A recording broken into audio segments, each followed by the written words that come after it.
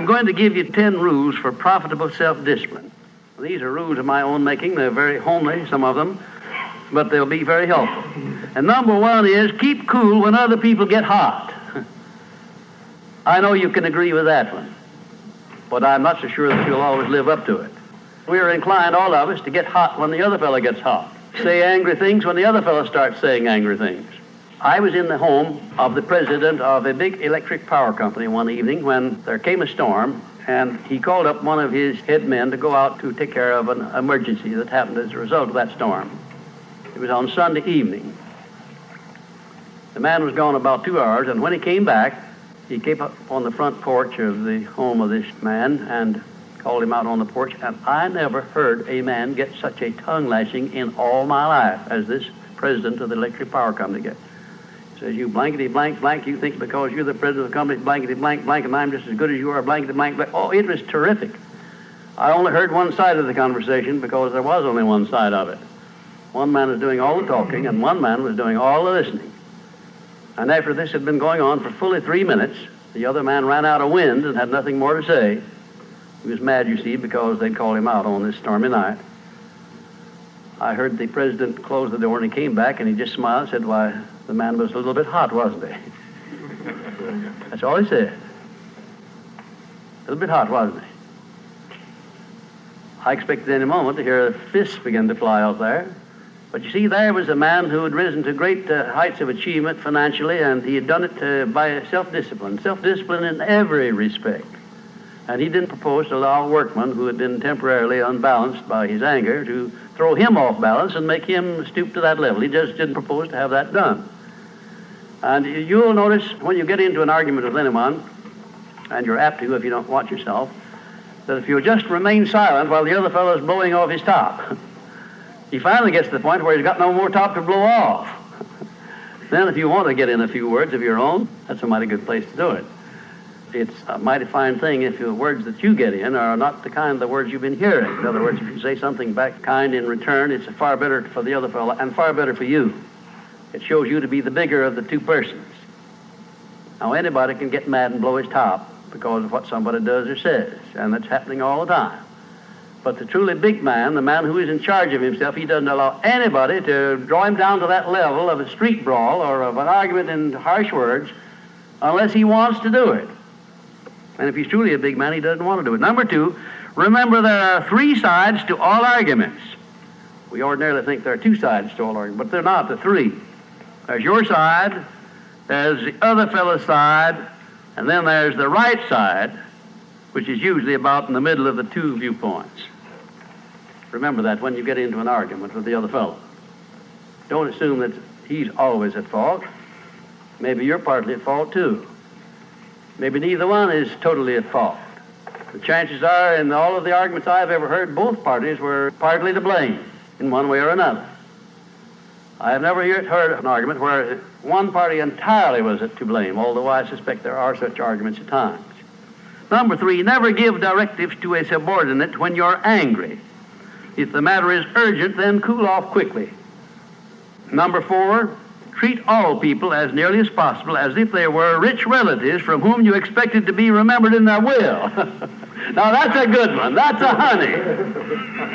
That is a honey. If you just do that, treat all people as if they were rich relatives from whom you expected to inherit something at their death. And you can do that. You know, if you had a rich relative that had $1 million he was going to leave to you, or you suspected he was going to, it wouldn't make very much difference what he said or did. He would never throw you off balance. You'd never talk back to him, would you?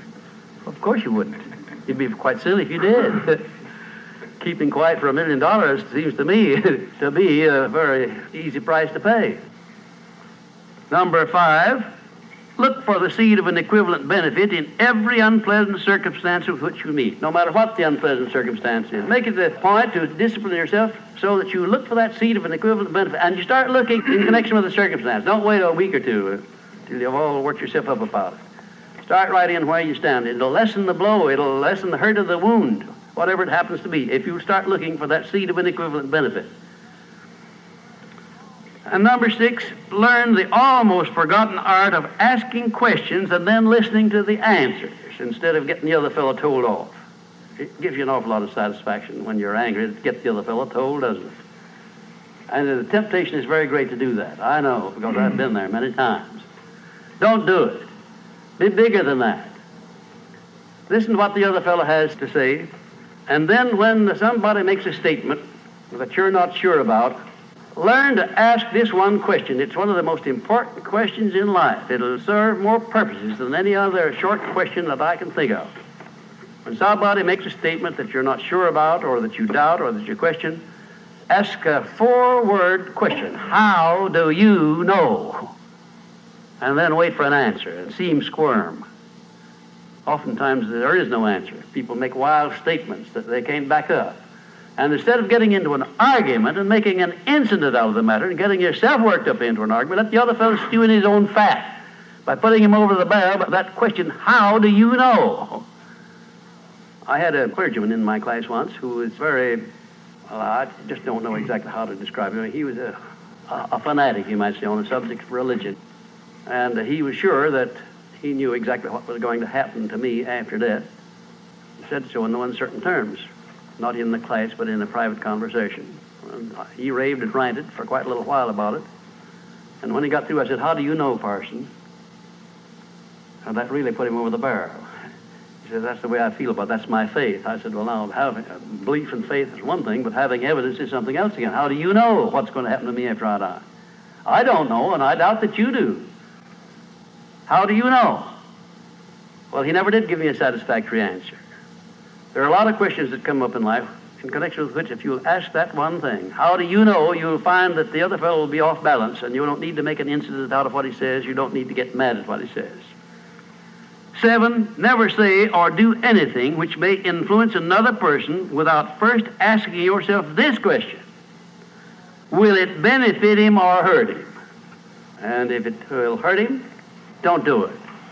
Don't say anything or do anything that would hurt another person under any circumstances, no matter how much he may deserve it. Exercise self-discipline. Don't do that, because if you hurt another man, you're going to hurt yourself 10 times as much at least, because that hurt will come back on you. I don't care who you are nor what circumstances you're working under or living under. If you hurt another person, you will be hurt 10 times as much. And if the hurt doesn't come immediately, the rate of interest on that is compound interest on compound interest, and it'll be 100 times as great if you wait long enough. Because everything that you do to or for another person, you do to or for yourself. There is no escape from that. That's just as much a law as the law of gravitation, which everyone understands. You know that if you stepped over the top of this building, no matter what your mind was or what your belief happened to be, if you stepped over the top of this building and violated the law of gravitation, that you'd hit the ground and you'd die in a very few seconds. And this law, which brings you back that which you send out, is just as inevitable, just as inexorable as the law of gravitation or any other of nature's laws. Number 8, learn the difference between friendly analysis and unfriendly criticism. Then decide which you wish to live by in your relations with others. Now, friendly analysis is one thing and is welcomed by most sensible people. I don't object to friendly analysis of anything that I do, even though it's very unfavorable. If it's friendly analysis, I like it, because I can improve by it. But if it's unfriendly criticism, very obviously unfriendly criticism, and not analysis, well, then I resent it. I wouldn't be human if I didn't.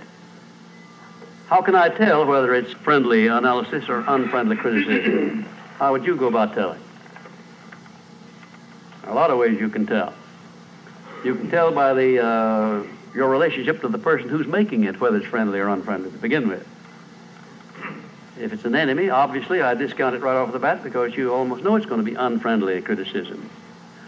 I can tell also by the tone of voice in which he does it, by the manner in which he does it. Because a man who engages in unfriendly criticism generally uses a few epithets along with it that clearly indicates that he's biased. If you have self-discipline, you're not going to be influenced by that kind of a person. And number 9, remember that a good leader in any calling is one who can take orders as cheerfully as he gives them. And number 10, last but not least, remember that tolerance in human relations is just as important as tolerance in the operation of mechanics.